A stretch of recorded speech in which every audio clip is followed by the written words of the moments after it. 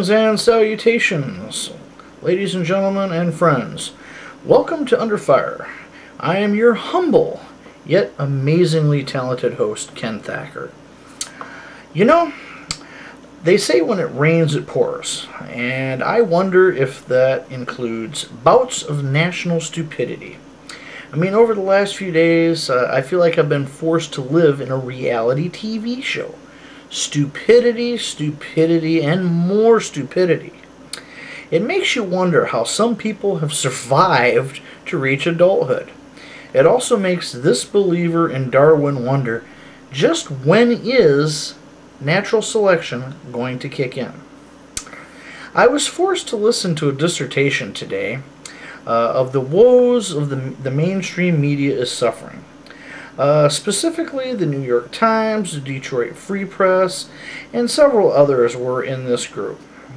It was interesting to note that while they talked about the rising costs of doing business, plummeting revenue from their advertisements, they only briefly mentioned the fact that their subscriber base had gone into the toilet.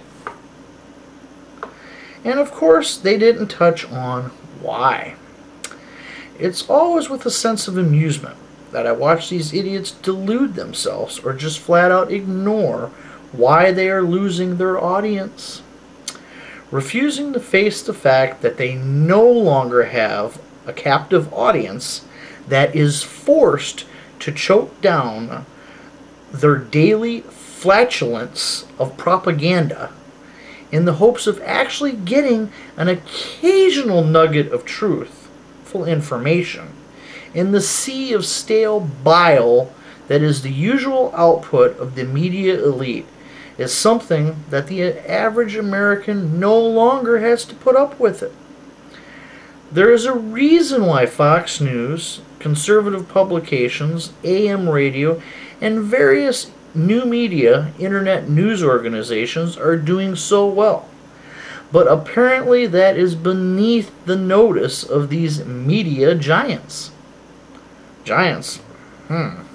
Well, I suppose they were at one time, but now I would say they are midgets.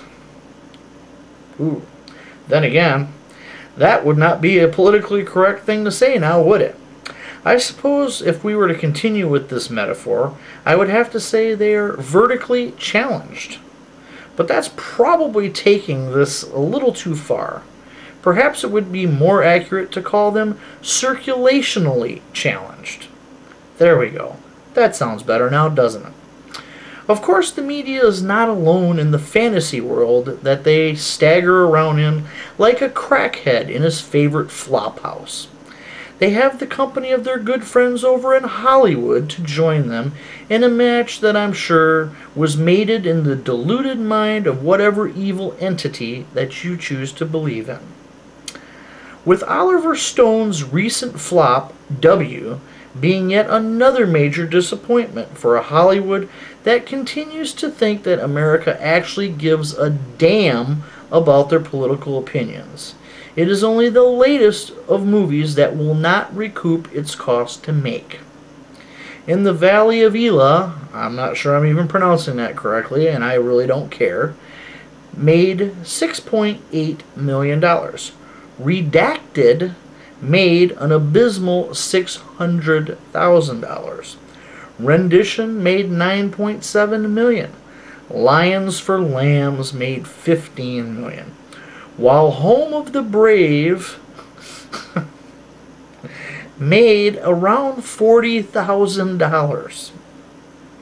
I think they might have actually been able to pay the janitors that cleaned the set. Maybe. This is a list of all the anti-Iraq war movies made by Hollywood, and not one of them have made back its cost to make.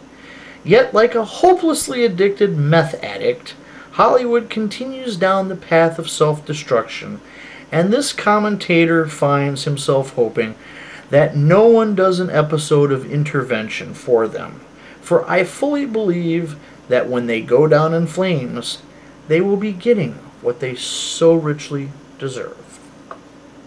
But I don't want everyone out there to think that today is going to be all about negativity.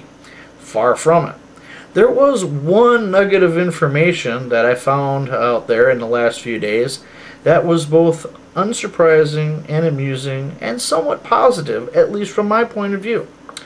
America's favorite plumber, Joe, has said this week, indicating that he is disgusted with John McCain and said that he was appalled by the Republican presidential candidate's reasons for supporting the government's $700 billion bank rescue plan.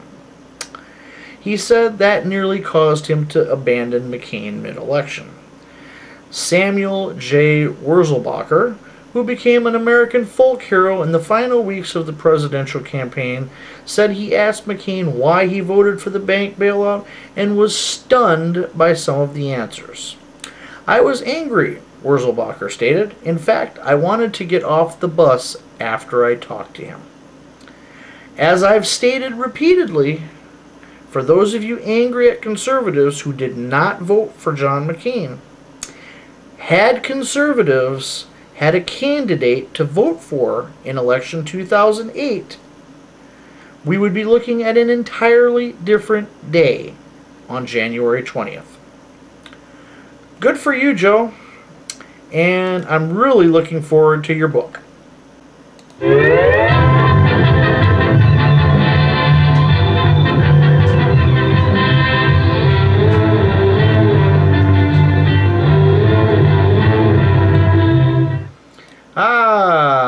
My favorite time of the episode, the Jackass Report.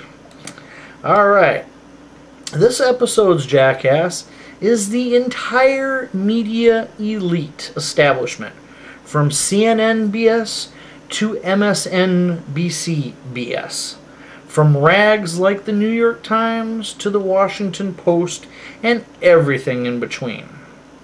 As most of you already know, President Bush was recently the target of a pair of shoes in Baghdad while addressing the Iraqi media, leaving this humble commentator to ask, "Shoes?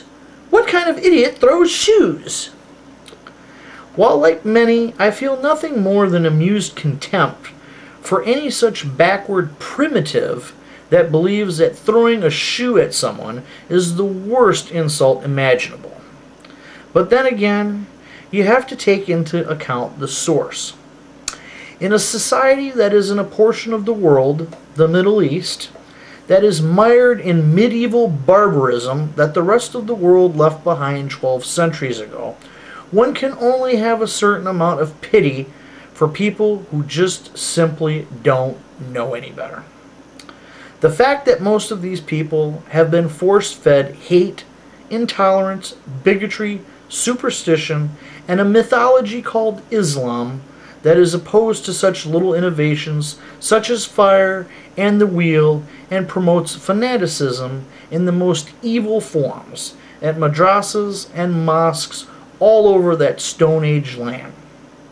It makes actions which to many of us seem childish and infantile unsurprising, at least to this humble commentator.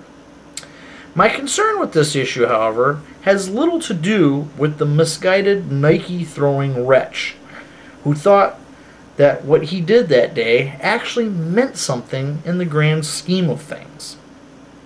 In fact, I think that dragging him out of the room and beating him half to death was an absolutely ineffective way of dealing with the situation when there was